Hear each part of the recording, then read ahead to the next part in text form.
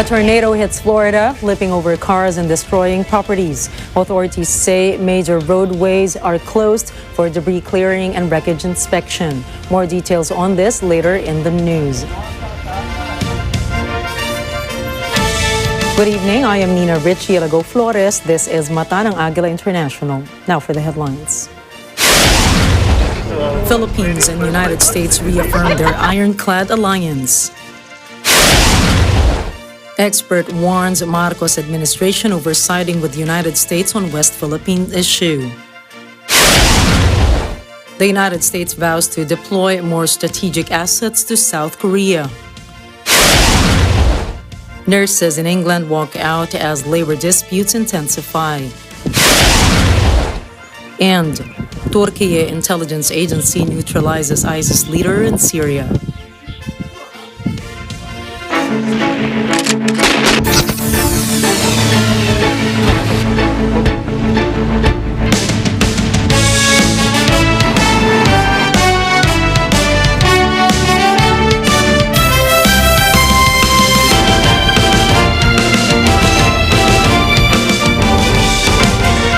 In Washington, Philippine President Ferdinand Marcos Jr. meets with United States President Joe Biden to strengthen the two nations' alliance on several mutual fronts. Rosel Feria has the story.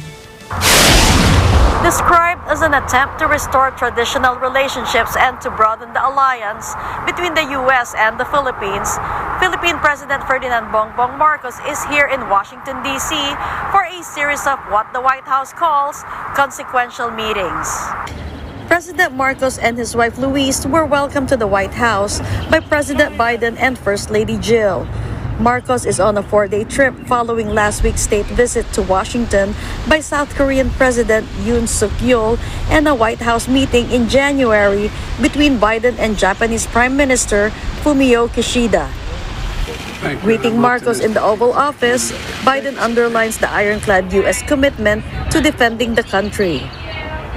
The United States also remains ironclad in our commitment to the defense of the Philippines, including the South China Sea, and we're going to continue to support the Philippines' military modernization goals. Marcos refers to difficult times and says the Philippines find itself in a region with arguably the most complicated geopolitical situation in the world right now.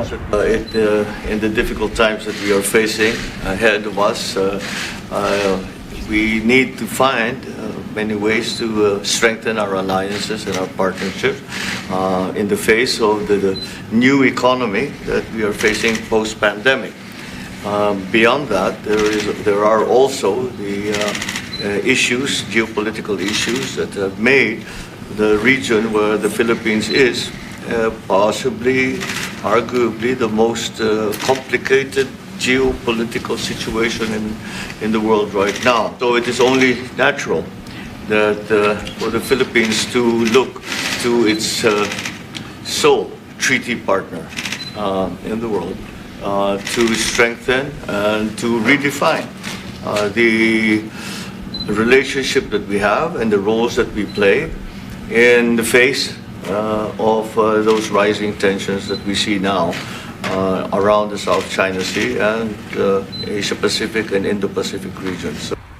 A senior U.S. official says President Bongbong Marcos's U.S. visit is extremely significant and that this is the first meeting of its kind at this level and intensity in decades between the U.S. and the Philippines. Meanwhile, moments after his White House meeting, President Marcos was welcomed by the Filipino community at the nearby Ritz-Carlton Hotel Ballroom in Washington. People of Filipino heritage from the D.C., Maryland, and Virginia area, and even those from as far south as North Carolina and as far north as Manitoba, Canada, made it to the welcome. In his speech, President Marcos says the protection of overseas Filipino workers is one of the administration's priorities. We are strongly committed to pursue the third pillar of our foreign policy, which is assistance to Filipino nationals. Isa po sa mga hakbang na ating ipinapatupad ang pagtaguyod ng Department of Migrant Workers o DMW, pinangungunahan nga po ng ating kalihim Secretary Toots Ople ng DMW. Ang layunin po nito ay pagsamahin at palakasin lahat ng ahensya ng gobyerno na may mandatong protektahan at isulong ang karapatan at kapakanan ng ating mga kababayan dito sa Amerika, sa Caribbean at saan mang sulok ng daigdig. President Marcos says his visit to Washington is for the strengthening of Philippine-U.S. security, defense, and economic, cultural, and people-to-people ties. He says the sacrifice and success of Filipinos in the U.S. make him proud as president. You are valued members now of American society. Your success here has made us very, very proud back home. I take pride in being your elected president. But more than anything, I am honored to stand among you and say, Pilipino ako. Maraming salamat. In Washington, D.C., Rosel Feria for Mata ng Agila International, trusted, connected, on point. Ambassadors of the United Kingdom, Canada, and Australia expressed concern over China's harassment of Philippine vessels. UK Ambassador Alaure Bofil says they stand steadfast with the Philippines in their commitment to international law, particularly the UNCLOS. Ambassador David Hartman says Canada is troubled by China's unprofessional conduct in the region. He also reaffirms Canada's support of the Philippines in enforcing its sovereign rights within the exclusive economic zone. Hartman insists peace and stability are essential to the interests of the international community. Ambassador Hei Kyung-yu also reiterates Australia's call for respect for UNCLOS in the South China Sea.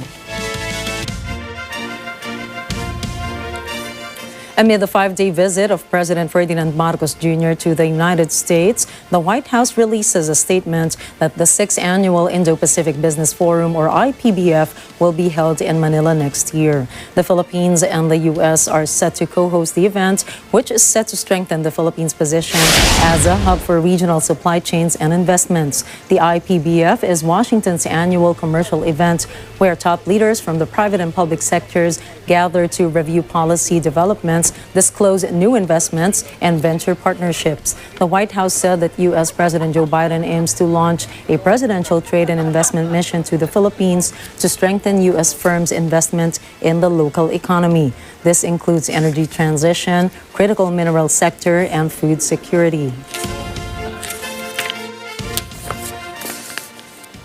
In a meeting in Washington, a NuScale Power Corporation Vice President Clayton Scott discussed with President Ferdinand Marcos Jr. an investment deal of more than $6 billion for the Philippines. President Marcos Jr. agrees with NuScale's expertise in providing nuclear power systems, which could help address the country's shortfall in power supply. Scott says the company can offer its small modular reactor or SMR technology and has secured design approval from the United States Nuclear Regulatory Commission. According to Scott, the company targets to invest $6.5 billion to $7.5 billion and hopes to deliver about 430 megawatts of electricity to the Philippines by 2031. In May 2022, President Marcos Jr. once shared that the Philippines should have at least one nuclear power plant. According to the president, this will turn the local markets to use cheaper energy and subsequently cut electricity rates. A total of 3,992 bar passers for year 2022 took their oath at the Philippine International Convention Center. All justices were present, including Chief Justice Alexander Resmundo and Bar Exam Chair Associate Justice Alfredo Benjamin Caguioa. In his speech, Caguioa said the new lawyers should not think that they might or may have accomplished everything after passing the bar exams. He reminds the bar passers to defend their clients against injustice and continue sharpening their words, both written and spoken. Caguioa adds that passing the bar is only the beginning of their journey as lawyers. The new lawyers also signed the roll of attorneys today. A total of 9,183 applicants took the 2022 bar exams, but only 3,992 or 43.47% passed.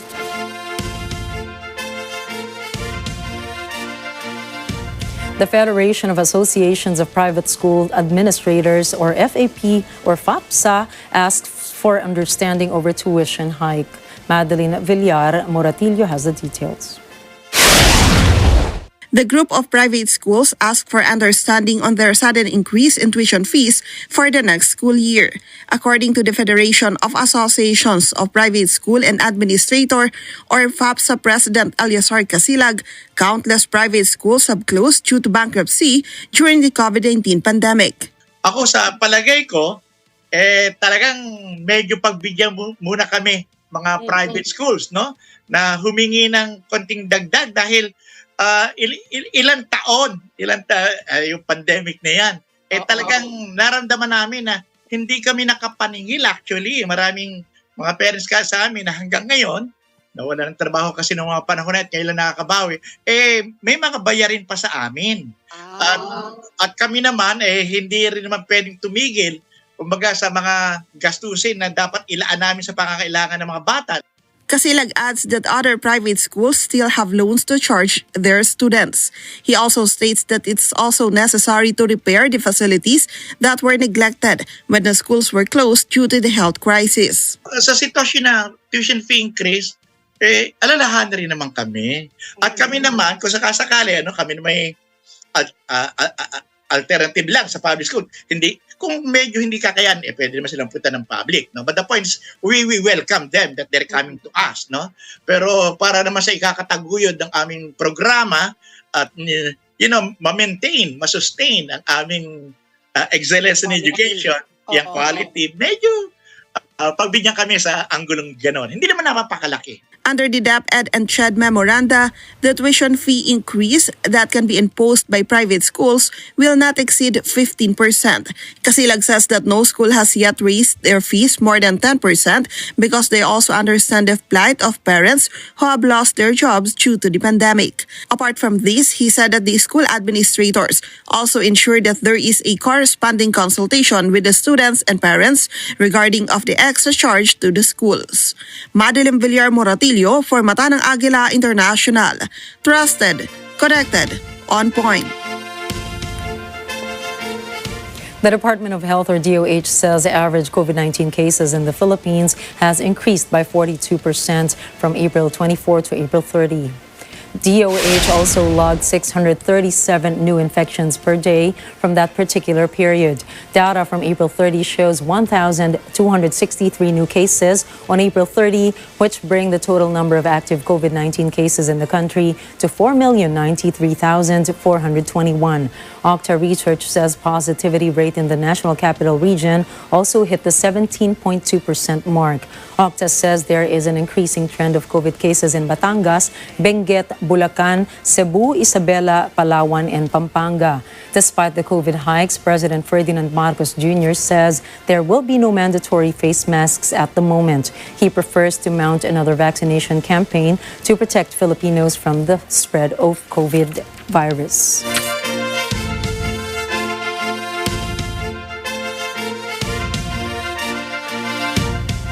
An international security expert advises Marcos Jr. or the Marcos administration against siding or over-siding with the United States and President Joe Biden on the West Philippine Sea issue. Jeremiah Boneta reports.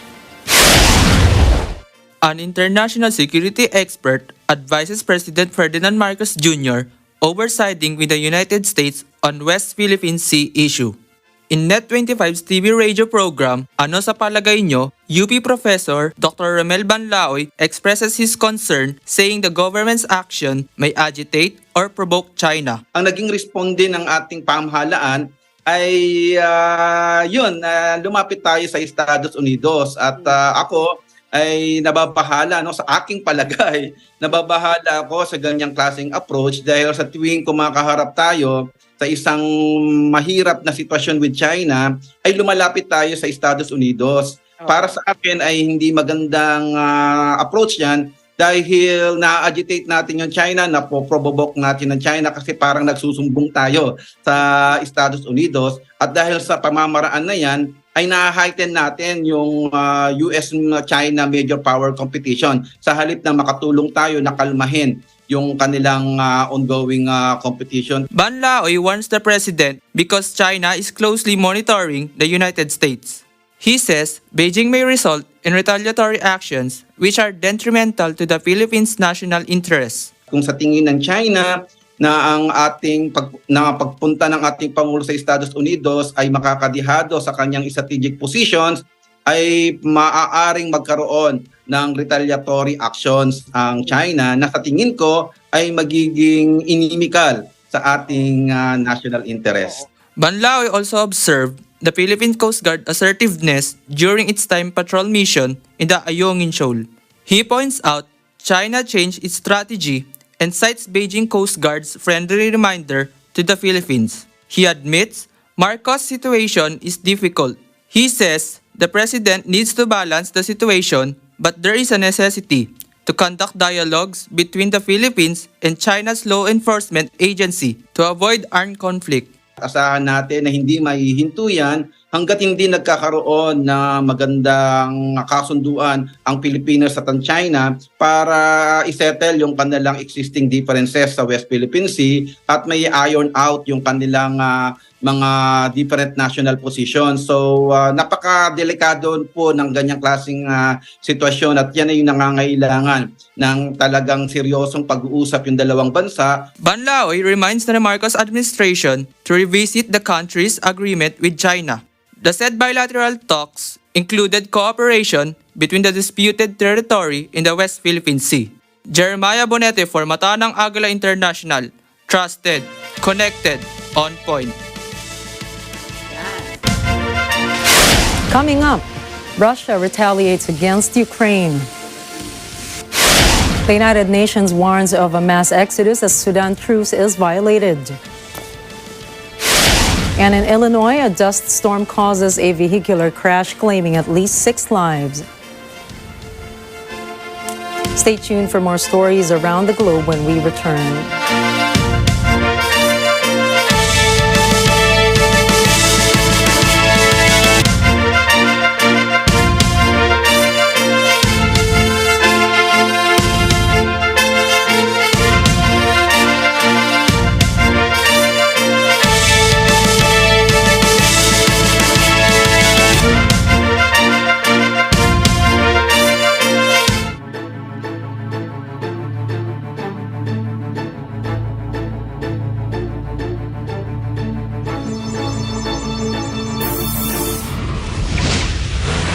Restore my engine like new with Petron Turbo Diesel. It has Turbo Plus.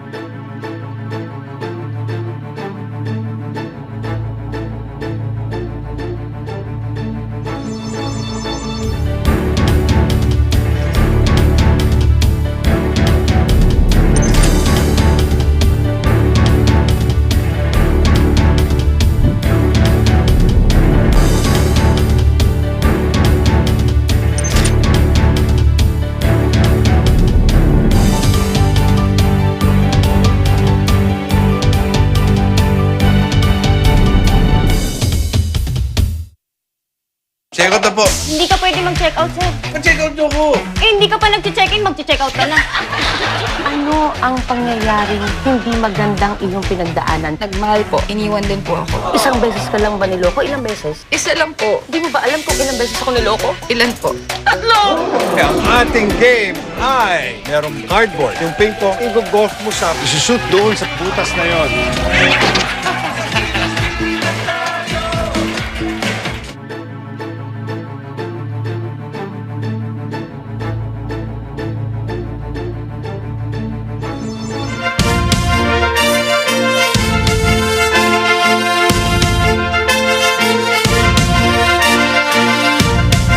Stay tuned for more stories around the globe.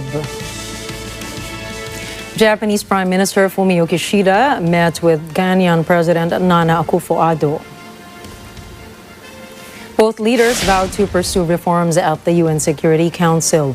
Akufo-Addo believes the current Security Council permanent members do not reflect the present reality of the international scene. Kishida also agreed to closely coordinate on the issue of Sudan. Japan and Ghana are serving as non-permanent members of the Security Council. China announced Foreign Minister Qin Gang will visit Myanmar on Tuesday. Qin's office says the visit intends to reaffirm friendship and cooperation between China and Myanmar. Sources say Beijing is a major ally and arms supplier of Myanmar's junta. Several projects of China's Belt and Road Initiative will link northern Myanmar and China's Yunnan province with the Indian Ocean. President Yoon Suk-yeol says more U.S. strategic assets would be regularly deployed to South Korea. Yoon says this is to maintain an overwhelming retaliatory posture in the event of war. He vows to build strong security and peace based on overwhelming strength rather than fake peace that relies on the good faith of other parties. Yoon also declares South Korea's alliance with U.S. has expanded to include supply chain, industrial, science, and technology. Some South Koreans, particularly the younger voters, have welcomed Yoon's recent achievement in the United States. RT News says European Union and G7 countries continue to buy Russian oil despite West sanctions. A political expert believes the situation seems to be a mockery of the whole anti-Russian sanctions concept. In an indirect way, it actually becomes a mockery of the attempt to sanction Russia also. And it is a mockery of this whole concept of sanctions as such, I'm sure it must be more expensive for them because European Union and the G7 countries are buying oil from India and they are buying the end product as such, or they are buying the purified and refined oil as such.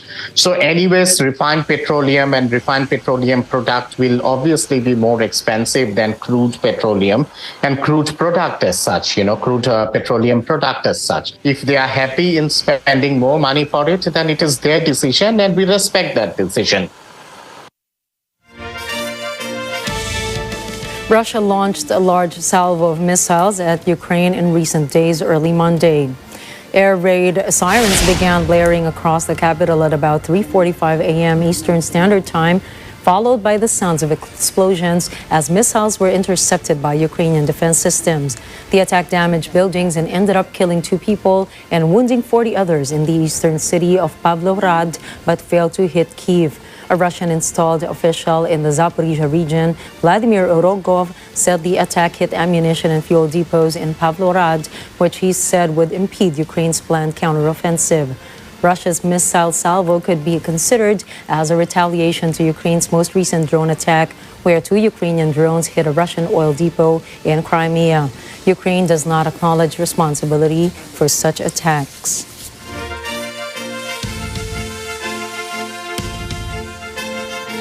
Donetsk residents say dozens of missiles from Ukrainian military terrorized their city.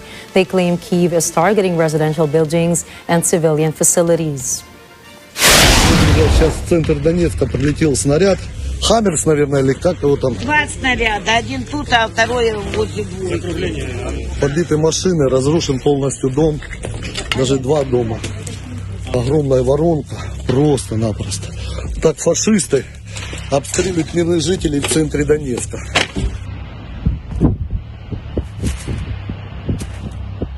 На кухне была.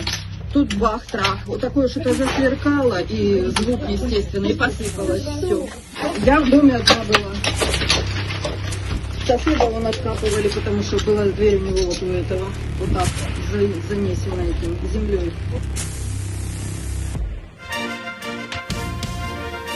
Sudan's paramilitary rapid support forces claim the Sudanese army attacked a medical facility after the 2 sides agreed to extend a ceasefire for 72 more hours. Media outlets say gun battles and artillery fire were heard intermittently in and around the capital of Khartoum on Monday, despite the truce that took effect at the start of the day. The Sudanese military accused the RSF on Monday of mobilizing a large number of fighters and weapons in Khartoum. The military also said that it had managed to reduce the combative capabilities of its rival paramilitary by about 50%. The RSF accused the military of attacking a facility that the group uses as a medical base, saying that a multiple number of people were killed. A Sudanese Association of Doctors said on Sunday that more than two-thirds of hospitals in areas with active fighting are out of service. With no end in sight for the conflict, concerns of a humanitarian crisis are growing in the northeastern African country. The United Nations warns that more than 800,000 people could flee the fighting in Sudan. Gun battles and explosions again shook the capital in violation of the latest truce agreed between warring generals. The chaos and bloodshed, now in their third week, have already sparked an exodus of tens of thousands of Sudanese to neighboring countries. These include countries like Egypt, Chad, and the Central African Republic. The United Nations Refugee Agency says it is bracing for the possibility that over 800,000 people may flee the fighting in Sudan for neighboring countries. Hundreds have already been killed and thousands wounded since fighting erupted on April 15. The conflict is between Sudan's Army Chief Abdel Fattah al-Burhan and paramilitary Rapid Support Force General Mohamed Hamdan Daglo. Millions of Sudanese who are unable to afford the inflated prices required to escape the battles are sheltering in their homes. Affected civilians continue to suffer from dwindling food and water supplies coupled with frequent power cuts. Hunter Biden, the son of President Joe Biden, appeared in an Arkansas court for a paternity case hearing. An Arkansas woman, London Roberts, alleged that Hunter has ignored court orders requiring him to turn over records about his finances. Roberts asked the court to hold Biden in contempt and send him to jail. She said in a previous court filing that a DNA test established with scientific certainty that Hunter is the father of her child. Hunter agreed in 2020 to pay monthly child support, but the case remains ongoing.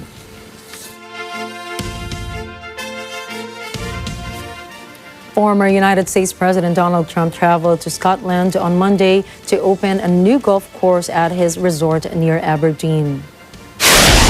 This marks his first trip overseas following his indictment in Manhattan on criminal charges in a hush money scheme. Trump pleaded not guilty to 34 felony counts of falsifying business records in a court appearance last month. No travel restrictions were placed on the former president as a condition of release, provided that he shows up in court for required appearances. The hush money case is just one of several investigations that could result in criminal charges for Trump as he campaigns for a return to the White House. His 2024 bid was highlighted as he previewed his trip to Aberdeen on his social media site. Trump is bound for his golf course on Doonbeg on Ireland's west coast after he leaves Scotland. In Florida, a powerful tornado with wind speeds of up to 100 miles per hour flips cars and damages properties.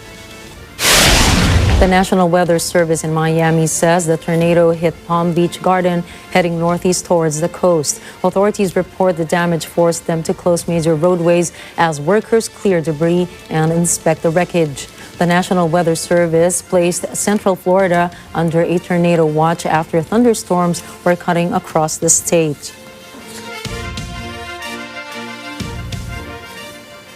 In Illinois, a dust storm-induced vehicular accident claims 6 lives and injures over 30 people. Police Major Ryan Starrick reports that there were nearly 100 involved vehicles in the crash due to excessive winds blowing dust and debris from farm fields across the highway. Starrick adds victims of ages ranging from 2 to 80 years old sustained minor to critical injuries. In 2021, a similar incident happened in Utah when a sandstorm caused 22 vehicles to crash, claiming 8 lives. At 10:55 a.m., there were crashes on both northbound and southbound I-55 near milepost 76. The crashes occurred within a 2-mile stretch from roughly milepost 76 to milepost 78. Approximately 30 commercial motor vehicles and 40 to 60 passenger cars were involved. This includes 2 truck tractor semi-trailers that caught fire as a result of the crashes. Up next, the United Nations hold talks on the Taliban administration. Prime Minister Chris Hipkins in favor of New Zealand to become a republic. And Brazil steps up against illegal mining. Please stay. We have more stories from around the globe when Mata ng Agila International returns.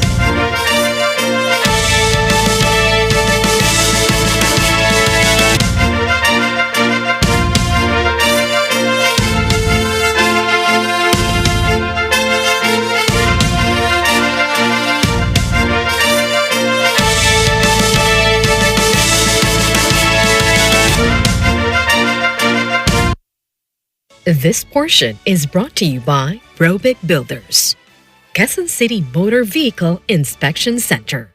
Abangan sa Counterpoint. Ano ba itong Regional Comprehensive Economic Partnership? Ano ang may dudulot ng trade agreement na ito sa bansa? Makakasama ko si Department of Trade and Industry Secretary Alfred Pascual. Lahat ng yan sa Counterpoint, Merkules, alas 10:30 ng gabi, dito sa Net 25.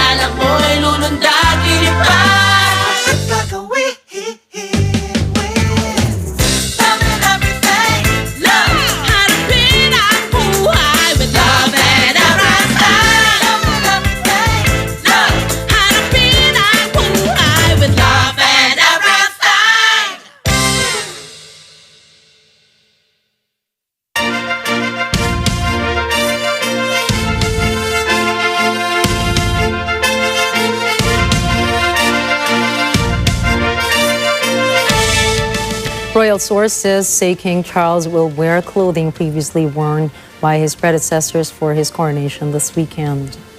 The grand ceremony will feature handed-down regalia worn by his mother and grandfather. Buckingham Palace says many of those items, such as the crowns and scepters, date back to 1821. King Charles has spent a lifetime campaigning for eco-sustainability efficiency.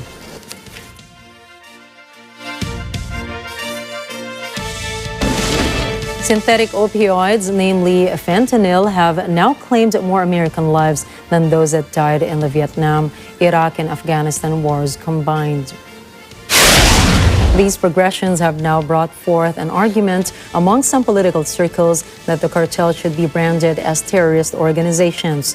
Sinaloa cartel boss Joaquin El Chapo Guzman is serving a life sentence, so his sons steer the family business into fentanyl.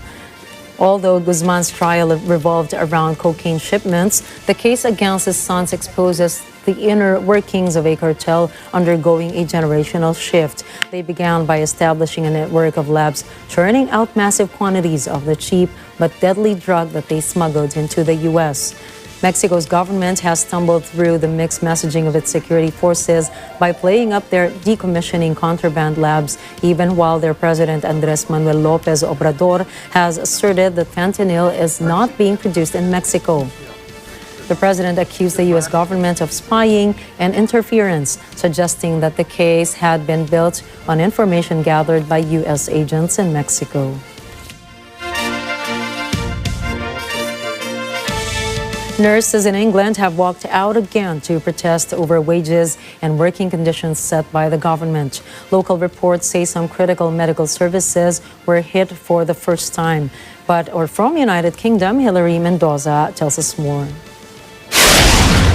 Over the past year, the walkout has been one of many across the private and public sectors as workers have grappled with double-digit inflation.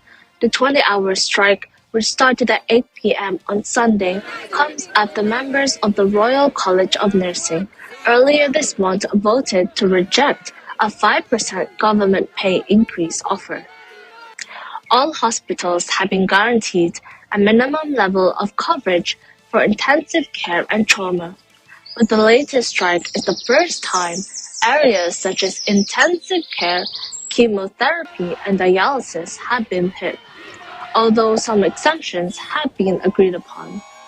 RCN General Secretary Pat Cullen called on the Health Minister Steve Barclay to come back around the table and put a better offer on the table. She also said that they need to pay nurses decently, and what they need to see now is the NHS standing up and being very clear with the government that they need to address the nursing crisis that they've got right throughout the NHS. Reporting from Edinburgh, United Kingdom, I am Hilary Mendoza from Matanang Agila International. Trusted, connected, on point. The United States will end its coronavirus disease 2019 vaccination requirements for international travelers on May 11. Back in February, the U.S. House of Representatives voted to lift the requirement that most foreign air travelers be vaccinated against COVID-19, one of the few remaining pandemic travel restrictions still in place. The Homeland Security Department also said Monday, starting May 12, it would no longer require non-U.S. travelers entering the United States via land ports of entry and ferries to provide proof of vaccination upon request. COVID-19 related deaths in the United States have declined by 95% and hospitalizations were down by almost 91%. Turkish President Recep Tayyip Erdogan says that they have killed Islamic State militant group leader Abu Hussein al-Qurashi in Syria. The terrorist group leader was neutralized as part of an operation by the Turkish National Intelligence Organization in Syria yesterday. Sunday's announcement of the death of the IS leader is not the first time Turkey has claimed a major victory in the fight against IS. Last May, a Turkish security official said they had captured Abu al-Hussein's predecessor during a raid in Istanbul. The first mention of his name came this past November when the terror group proclaimed him as the new IS leader in the same message in which it announced the death of his predecessor, Abu al-Hassan al-Hashimi. Little is known about IS leader Abu al-Hussein beyond his kunya or nom de guerre. The United Nations Food Relief Agency has suspended aid deliveries to Ethiopia's northern Tigray region. This development has come from an internal investigation into the theft of food meant for their indigent population. The World Food Programme, or WFP, is responsible for delivering food from the UN and other partners to Tigray, the center of a devastating two-year civil war that ended with a ceasefire in November of 2022. Last month, the WFP was investigating cases of food misappropriation and diversion in Ethiopia. Two aid workers reported that the stolen supplies included enough food to feed 100,000 people. The food was discovered missing from a warehouse in the Tigray city of Sheraro. A spokesperson for the WFP in Ethiopia did not immediately respond to a request for comment. Representatives of nearly 24 countries and international groups met Monday for talks on Afghanistan. The United Nations says the discussions focused on women's rights under the Taliban administration. Ahead of the talks, Taliban government spokesman Bilal Karimi stressed his government wants positive engagement with the world, but he warns against using internal issues like the curb on women's rights as political tools. Taliban authorities will be absent from the talks aimed at convincing Afghan rulers to ease the ban on women working and girls going to school. The recognition of their rule is not on the agenda. The two-day talk is taking place in Doha, the capital of Qatar. They had been organized by UN Secretary General Antonio Guterres.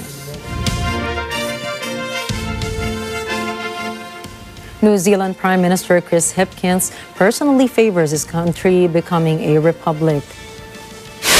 New Zealand is a formerly British colony and is self-governed. However, King Charles III retains a largely ceremonial role as head of state and monarch. King Charles is represented as Governor General by the country. In 2021, Barbados chose to become a republic, while Jamaica pursued its independence in 2022. And in February, Australia removed the British monarch from its banknotes. PM Hipkins believes that the time when New Zealand will become an independent country has arrived. But he adds that changes in the governing position for other forms of the head of state are not necessary. PM Hipkins plans to meet with British Prime Minister Rishi Sunak to discuss a free trade deal. In Mexico, volunteers from Red Cross and the SAR K9 and Rescue 9 group trained dogs to save lives around the world. The group simulated accidents occurring in mountains and areas of collapsed structures in Mexico's Puebla state. These exercises help to prepare the group to attend real disasters. Several of its members belong to the urban search and rescue and helped in the rescue of victims during the earthquake that devastated Turkey and Syria in February.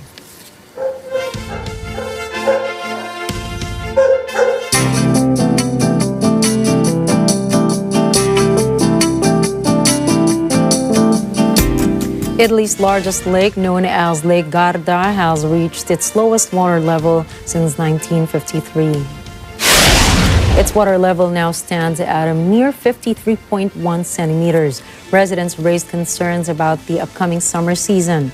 Environmentalists fear last year's drought could repeat again. The government said the low rainfall in winter and alpine snowfall across northern Italy were not enough to replenish the lake. Brazil is stepping up action against illegal miners following deadly clashes on indigenous land. The violence claimed 5 lives, 4 miners, and an indigenous man. Government officials told a news conference the victims died after illegal gold miners ambushed the police and environmental protection agents in the Amazonian rainforest. The victims were shot in the exchange of gunfire. The trouble erupted as agents moved to dismantle a wildcat mining operation on indigenous land. Earlier in the weekend, illegal miners killed 1 man and left 2 others critically wounded. The government says armed forces personnel will aid police as the crackdown on illegal mining continues.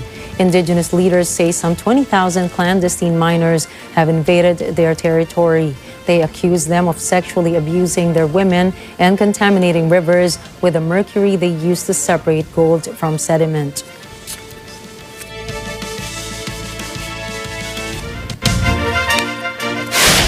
Coming right up, U.S. President Joe Biden says all depositors are protected after First Republic Bank buyout.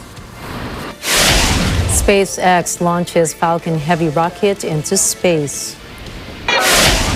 And A-list celebrities gather at the Met Gala 2023. Catch the latest in business, news, and entertainment when Mata ng Agila International returns.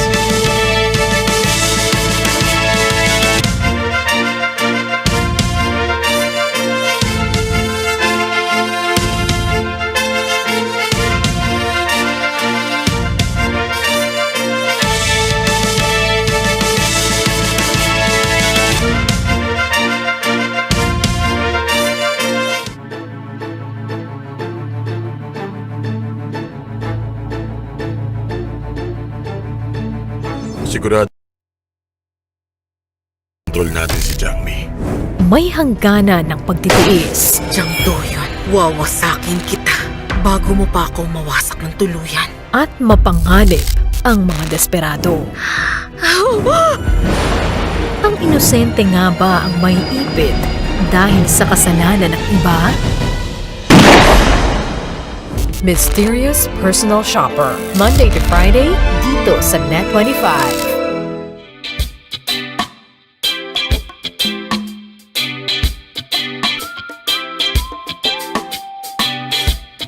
Ilan ang gusto mong makita? Dalawa. Wait lang. Dalawa ka rin? Wait lang! Wait lang! Saan ka pupunta? Pupunta ka rin ba sa sale sa mall? Si Juliet, hinostage! Ano? Si Juliet, hinostage? Hey! Siguro mo lumapit, sasaktan ko tong! Bitaw mo yan! Napapaligid na kita!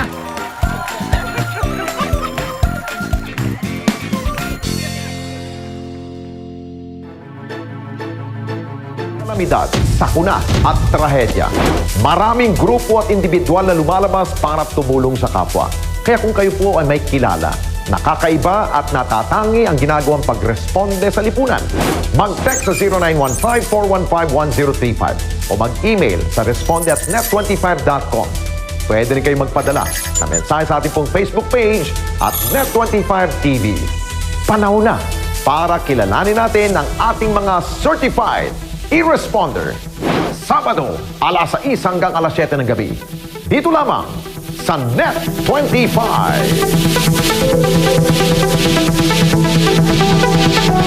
Check out na po. Hindi ka pwede mag-check out, sir. Pa-check out nyo ko. Hindi ka pa nag-check-in, mag-check out ka na. Ano ang pangyayaring hindi magandang iyong pinagdaanan? Nagmahal po. Iniwan din po ako. Isang beses ka lang ba niloko? Ilang beses? Isa lang po. Di mo ba alam kung ilang beses ako niloko? Ilan po? Tatlo! Ang ating game ay merong cardboard. Yung ping pong i-golf mo sa isushoot doon sa butas na yon.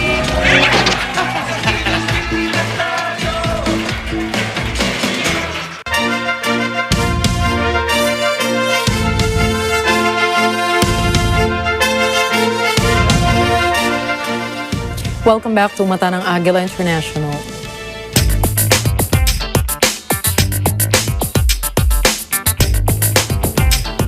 U.S. President Joe Biden says all depositors are protected and the taxpayers are off the hook. This announcement comes after regulators seized the First Republic Bank and sold it to J.P. Morgan Chase.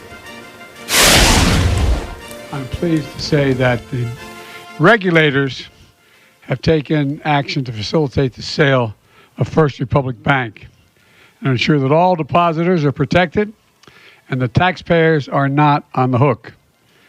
These actions are going to make sure that the banking system is safe and sound, and that includes protecting small businesses across the country who need to make payroll for workers and their small businesses. First Republic failed to come up with a workable rescue plan. Last week, it disclosed that it had lost more than $100 billion in deposits in the first quarter. This caused its shares to plummet. First Republic became the second largest bank by assets to collapse in U.S. history. After the bank's stock continued to nosedive, the authorities stepped in, soliciting bids last week from potential buyers and then taking possession of it. As part of the deal struck early Monday, the California regulator appointed the Federal Deposit Insurance Corporation, or FDIC, as the receiver of First Republic. The agreement means J.P. Morgan Chase, the largest bank in the U.S., will recover all of the First Republic's deposits and all of First Republic's assets.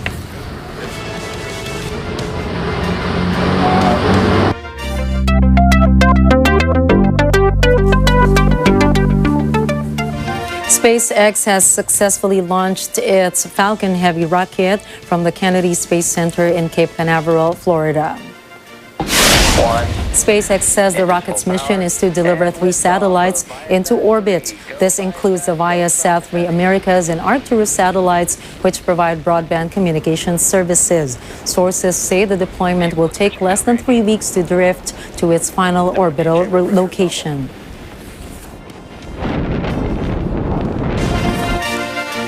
Deforestation in the Amazon rainforest is up to 39% as of March this year, growing close to an all-time high. A new artificial intelligence or AI tool called Prevision has surfaced to help prevent further damage and future losses.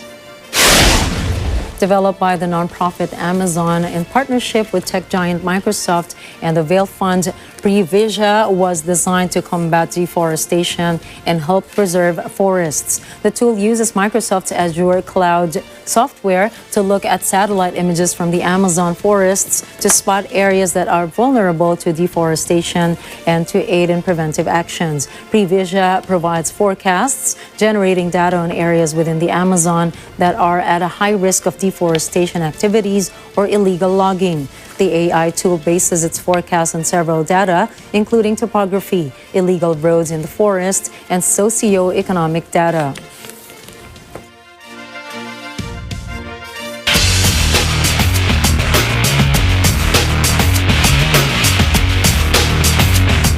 Ding Liren, the new world chess champion, is crowned after winning the match against Ian Nepomniachtchi in Astana, Kazakhstan.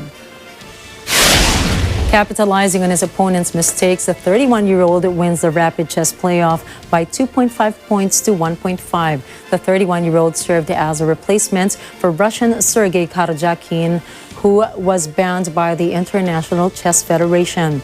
The new champion is set to attend the Grand Chess Tournament tour in Bucharest, Romania. China now holds both men's and women's world titles for World Chess Champions. Australian Hannah Green fights through a three-way tie to win at the JM Eagle LA Championship. There, the tournament purse is one of the biggest for the LPGA season at $3 million. In Los Angeles, California, Ivan and Alan with a story. The LPGA season wouldn't be the same without the Wilshire Country Club in Los Angeles, California, playing host to the world's most talented female golfers. And for this round, it's the inaugural JM Eagle LA Championship presented by Plaspro that brings a field of over 140 players competing for a cut of the $3 million purse. And that's twice the amount from last year's prize. Hannah Green captured the day's win, but not without being embroiled in a highly contested battle as Aditi Ashok of India and Shi Yulin of China matched Green's 9 under par. The Aussie was forced to fight through tiebreaker playoffs, replaying the 18th hole twice in order to stand alone as a day's champion and winner of the $450,000 payout. Hannah, Alan Basiahay, Eagle Broadcasting Net 25. You were all vying for first place. How does that speak towards the talent in the LPGA? Yeah, I mean, just look at the top of the leaderboard, the amount of countries, different countries that were up there today. All three of us played really well today, and it's hard because we're friends. So it's like we want to host that trophy, but we also want other people to do well. So I heard those both of them make birdie on 18, and I knew that's what I needed to do. But yeah, it's tough to win out here. The caliber of golf has really improved, even in my 5 years of being on tour. In the world of sports, top pay goes to top players. And with Walter Wang, chairman and CEO of JM Eagle, committing to a 5-year sponsorship, the thought of some is that should winnings remain consistent, this particular tournament will continue to attract the world's best players. Regardless, these athletes always bring their A game in the hopes of becoming the elite of their sport and to potentially push prize money in an upward trajectory. Reporting from Los Angeles, California, Eva Allen from Agila International. Trusted, connected, on point.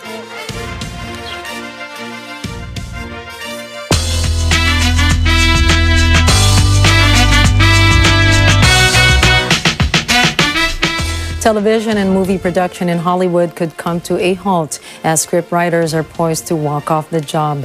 The Writers Guild of America threatens to go on strike Tuesday unless a new contract is reached.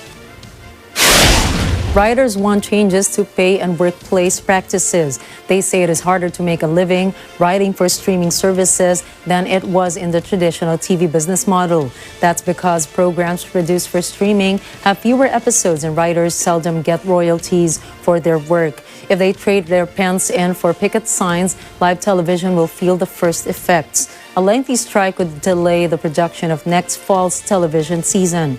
Writers last went on strike in 2007.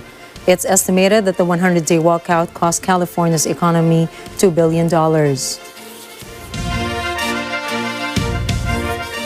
A-list celebrities from industries of fashion, film, politics, and sports all graced the red carpet at the New York Met Gala. The annual event, organized by Vogue editor-in-chief Anna Wintour, is held to raise funds for the Costume Institute at the Metropolitan Museum of Art and hosts about 400 guests. This year's theme, Karl Lagerfeld, A Line of Beauty, asks the attendees to wear clothes in honor of the late Fendi and Chanel fashion designers. Pierce Brosnan, OBE, the former James Bond actor, retired world #1 tennis player Roger Federer, and Golden Globe Award-winning Best Actress Nicole Kidman were present at the party.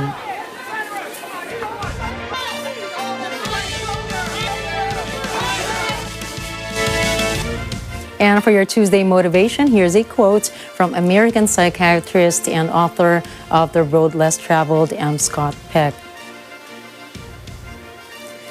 When I genuinely love, I am extending myself. And when I am extending myself, I am growing. The more I love, the longer I live, the larger I become. Genuine love is self-replenishing. The more I nurture the growth of others, the more my own growth is nurtured.